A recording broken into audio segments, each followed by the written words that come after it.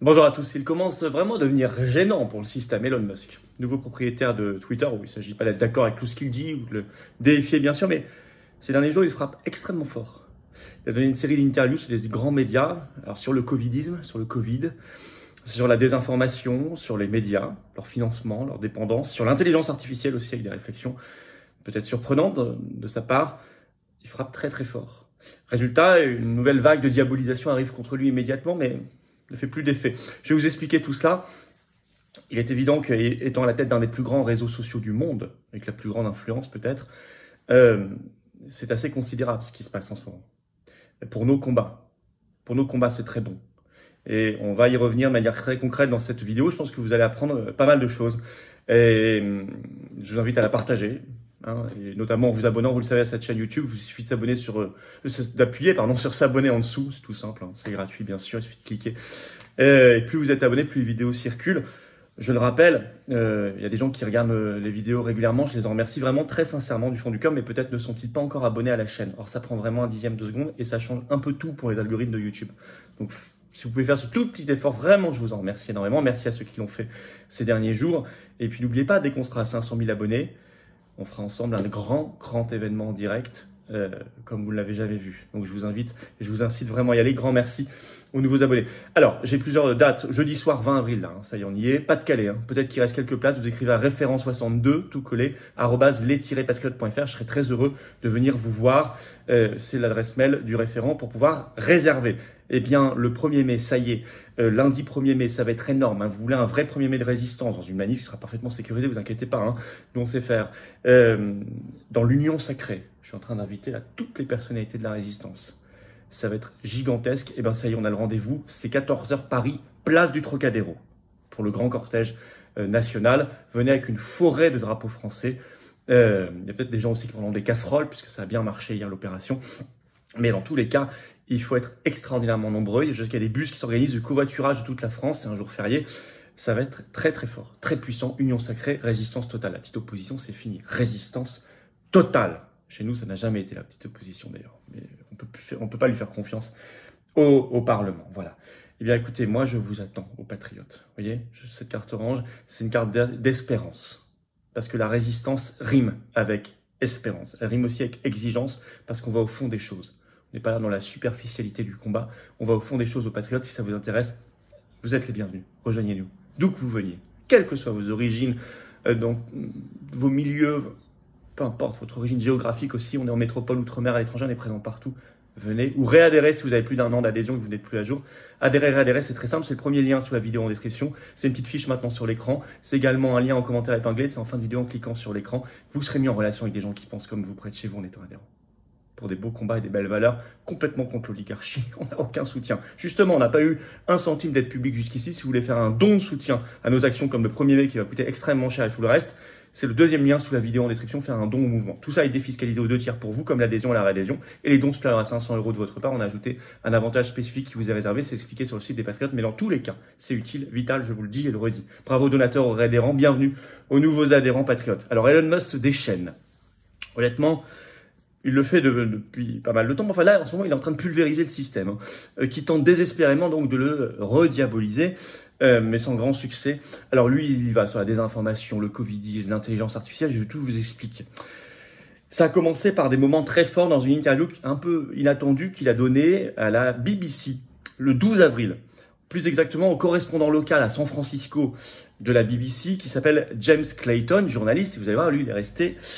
Ça n'a pas été glorieux pour lui. Alors d'abord sur le sujet de la liberté d'expression. C'est le journaliste qui l'attaque et qui évoque du fait qu'il y a moins de modération depuis qu'il est moins d'équipes de modération depuis qu'il a repris Twitter. Je cite le journaliste de la BBC, il évoque une montée des discours de haine sur Twitter. Et là, Elon Musk lui dit, mais vous, personnellement, vous utilisez Twitter? Tout ça est en ligne. Et donc, vous avez constaté personnellement une montée des discours de haine, vraiment? Le journaliste répond difficilement, et là, Elon Musk reprend et dit, mais vous parlez de contenu haineux ou de contenu que vous n'aimez pas? Très bonne question. Souvent, ils confondent. Le système a tendance à confondre, volontairement, sciemment. Et le journaliste répond quand même, je cite, hein, du contenu qui nécessite une réaction légèrement raciste, légèrement sexiste, par exemple, enfin ce genre de choses, voilà ce qu'il répond. Et Musk lui répond, mais je demande des exemples spécifiques. Pouvez-vous me donner au moins un seul exemple? Pas de réponse du journaliste. Musk rebondit, mais vous pouvez pas en donner un seul. Vous ne savez donc pas de quoi vous êtes en train de parler. Le journaliste bredouille, allez voir l'extrait, bredouille littéralement. Musk reprend. Il est en train vraiment de le liquider là. Vous avez dit que vous aviez éprouvé vous-même une montée des discours de haine et vous ne pouvez pas me donner un seul exemple. Mais c'est absurde. Vous venez de mentir. Et là, le journaliste lui dit, passons à un autre sujet. Et il passe à un autre sujet très intéressant. Et là, c'est la deuxième attaque très forte d'Elon Musk sur le Covidisme. Le journaliste l'attaque là aussi. Le journaliste de la BBC en disant à Musk, vous avez changé les règles de désinformation sur le Covid. Donc sur Twitter. Et Musk répond du tac au tac. La BBC a-t-elle changé, elle, ses règles de désinformation sur le Covid? Et là, très long blanc du journaliste, hein, plusieurs secondes, ce qui est très long à la télévision. Musk reprend. La BBC est responsable de beaucoup de désinformation sur les masques, sur les vaccins. Et là, le journaliste le coupe en disant, mais ça n'est pas une interview sur la BBC. Et le journaliste enchaîne en disant, parlons d'autre chose. Alors là, on est exactement, là je vous ai résumé, ça devient 4 minutes 13 secondes. Musk sur la liberté d'expression, sur la désinformation soi-disant, les discours de haine soi-disant, le covidisme, a fait plus pour la cause, honnêtement, qu'on ne pourrait le faire avec tous les efforts du monde. Parce qu'en plus, ces extraits, je vous cite, ils sont en train d'être diffusés à des dizaines de millions d'exemplaires partout. Ils ridiculisent les médias du système. Mais c'est pas terminé. Alors bon, Fox News l'a signalé par exemple le 12 avril avec un article avec ce titre « Elon Musk explose un journaliste de la BBC ». Mais au même moment, il continue de démasquer les médias du système en leur imposant, ça y est, des étiquettes. Quand ce sont des médias, y compris occidentaux, français, américains, mais qui sont financés par les gouvernements, c'est écrit maintenant. Traitement qui avant n'était réservé qu'à RT, médias russes, et aux médias chinois. Maintenant, il dit il faut le faire pour tout le monde. Et donc, il l'a fait notamment depuis début avril pour le NPR, c'est le National Public Radio. C'est un réseau de radios locales aux États-Unis puissant. Il y a beaucoup de radios qui a été créé en 1970 à Washington, qui est financé effectivement en partie par des fonds fédéraux américains, du gouvernement américain. C'est même écrit sur leur site internet. Et il leur a collé comme étiquette depuis début avril. D'abord, il avait écrit sur Twitter « médias affiliés à l'État », puis maintenant, c'est « médias financés par le gouvernement ». C'est d'ailleurs écrit, je vous l'ai dit, sur leur propre site internet, il est écrit qu'ils recevaient du financement fédéral. Le 12 avril, dans un communiqué de presse, ce réseau NPR a réagi en disant qu'il quittait Twitter. Leur compte ne serait plus actif, ainsi qu'une cinquantaine de comptes de radio affiliés. Car, je cite dans ce communiqué, la plateforme prend des mesures qui sapent notre crédibilité, en laissant faussement entendre que nous ne sommes pas indépendants sur le plan éditorial. Oui, mais la vérité est là. Pourquoi ce traitement n'aurait été réservé qu'aux médias russes ou chinois ou considérés de l'axe du mal par... Non, Musk dit on va l'appliquer aussi maintenant à nos médias. Il a raison. D'ailleurs, c'est depuis aussi hier appliqué à France Télévisions et à Radio France. Et c'est normal. C'est la vérité. Alors d'ailleurs, ça fait beaucoup de bruit aux États-Unis cette affaire. Donc Musk leur a répondu qu'ils étaient, en quoi ça leur faisait peur, qu'ils étaient hypocrites parce qu'ils l'écrivaient eux-mêmes, qu'ils avaient qu'à partir, que c'était pas un problème, etc. Et la question a même été posée à la porte-parole de la Maison-Blanche, Karine Jean-Pierre, début avril, donc l'attachée de presse de la Maison-Blanche, qui a choisi évidemment d'attaquer Musk et de défendre le réseau NPR sans surprise.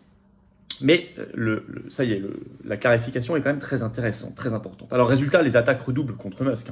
Ce 17 avril, l'AFP sort une grande dépêche reprenant le travail de l'ONG Media Matters, que personne connaissait. Bon, les Media Matters, c'est-à-dire les médias comptent. Vous voyez déjà l'objet, quoi, l'inclination. Alors, l'AFP a écrit ceci, je cite, « Les théories du complot se multiplient sur Twitter selon des associations qui imputent le phénomène au retour des complotistes et à une tolérance accrue à leur égard depuis le rachat de la plateforme par Elon Musk. En effet, l'AFP cite 67 000 comptes Twitter bannis qui ont été réinstaurés et même dramatise, il y aurait des grands dangers. » Je cite un extrait, vous allez voir, de cette dépêche. Je cite l'AFP. « Les experts consultés par l'AFP, on ne sait pas qui, ont recensé des dizaines d'exemples de la propagande anti-vaccin aux commentaires par des suprémacistes blancs. Jess Lehrich, cofondateur de l'association Accountable Tech, anticipe des conséquences graves, je cite, que c'est grandiloquent. Le New York Times, le 14 avril, fait un éditorial avec ce titre, Twitter, est cassé, pardon. Twitter est cassé, merci Elon. Voilà ce qu'écrit le New York Times dans la même veine. Alors à suivre, parce que c'est pas fini, troisième coup d'affilée de Musk, il donne en 2 parties une grande interview aux journalistes vedettes de Fox News, c'est 17 et 18 avril, donc Tucker Carlson, et on a déjà des premiers extraits, et notamment sur l'intelligence artificielle, qu'il estime, je cite, plus dangereux que tout véhicule défectueux, donc il jette encore un pavé dans la mare. Je vais vous citer un extrait de cette interview de Musk sur l'intelligence artificielle, je cite. L'intelligence artificielle est plus dangereuse que par exemple la mauvaise gestion de la conception, de la maintenance, de la production d'avions, de la mauvaise production de voitures, a déclaré Musk à Carlson. Dans le sens où il a le potentiel, aussi petit soit-on, quelle que soit cette probabilité qu'on considère, à partir du moment où il a le potentiel de destruction de la civilisation. Fin de citation. Il alerte. Et par ailleurs, autre pavé dans la mare qui vient de sortir, dans cette même interview, il révèle que, avant qu'il ne reprenne Twitter, les agences gouvernementales américaines avaient un accès total, je cite, à ce qu'il y avait sur Twitter, y compris vos DM, c'est-à-dire vos messages privés entre vous, parce qu'ils ne sont pas cryptés. Ils n'étaient pas cryptés. Et ça, je pense qu'on va continuer d'en apprendre. Voilà. Écoutez, là, je crois qu'il tape au bon endroit. En conclusion, il ne s'agit pas, encore une fois, d'en faire un dieu, le déifier. Il a d'autres défauts par ailleurs, comme tout le monde, mais il y a d'autres positions qui sont plus problématiques. Ce n'est pas le sujet. Je vous parle du sujet qui nous intéresse. Là, il se déchaîne, il se libère clairement. Et sur tous les sujets dont il parle, il est sur nos combats. La liberté, la vérité, la liberté d'expression, la réalité des médias, etc., de l'information. Ce qu'il fait est clairement très intéressant pour démasquer les médias du système. C'est pour ça qu'il faut relayer. Il lance des pistes sur les sujets de demain, d'aujourd'hui et de demain, notamment l'intelligence artificielle qu'on va devoir creuser nous aussi de manière très très claire. Alors tout ça rend évidemment les médias du système complètement hystériques. Je vous ai cité déjà des premières réactions. Ça n'est pas fini, ça viendra. On peut anticiper des attaques très lourdes, c'est normal. Le système, l'oligarchie se défendra. Mais là, il est en train de donner des coups de boutoir énormes. Et donc, il faut soutenir, relayer si vous voulez bien cette vidéo parce que vous ne le voyez pas ailleurs, notamment en vous abonnant à cette chaîne YouTube, vous appuyez sur s'abonner en dessous. C'est important. Merci à ceux qui regardent les vidéos régulièrement. Grand merci, très sincère, mais peut-être faites ce petit effort de cliquer, c'est gratuit, c'est instantané. Ça changera les algorithmes de YouTube. Les vidéos seront plus virales, seront mieux recommandées. Voilà, grand merci. Je suis jeudi 20 avril au soir dans le Pas-de-Calais. Si vous voulez venir me voir, nous voir, on sera très nombreux. Vous écrivez à référent62@les-patriotes.fr. Et le 1er mai, rendez-vous à 14h, place du Trocadéro à Paris, pour le 1er mai de résistance totale dans l'Union Sacrée. Grand cortège national, venez très nombreux, organisez-vous. Je sais que la Moselle fait un bus, vous pouvez écrire à référent57@les-patriotes.fr pour information et réservation. Je vous attends aux Patriotes. Voilà. L'orange, c'est une belle couleur. Voilà, c'est une couleur d'espérance, de dynamique, d'espoir. Venez, pour nos belles valeurs de liberté, de vérité, de souveraineté, de dignité humaine. L'amour de la France, de la souveraineté du peuple et de la nation, l'amour de l'humanité, l'humanité réelle, pas déshumanisée, pas attaquée.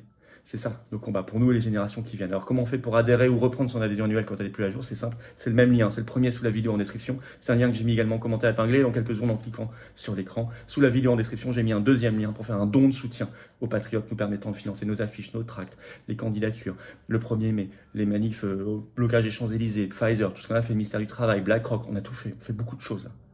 Ça coûte cher. On n'a pas reçu un centime d'aide publique jusqu'ici. Bravo à ceux qui pourront donner. Bravo aux donateurs, aux réadhérents. Bienvenue aux nouveaux adhérents patriotes. C'est défiscalisé aux 2 tiers pour vous tous. Hein. Et vive la France. Vive la France.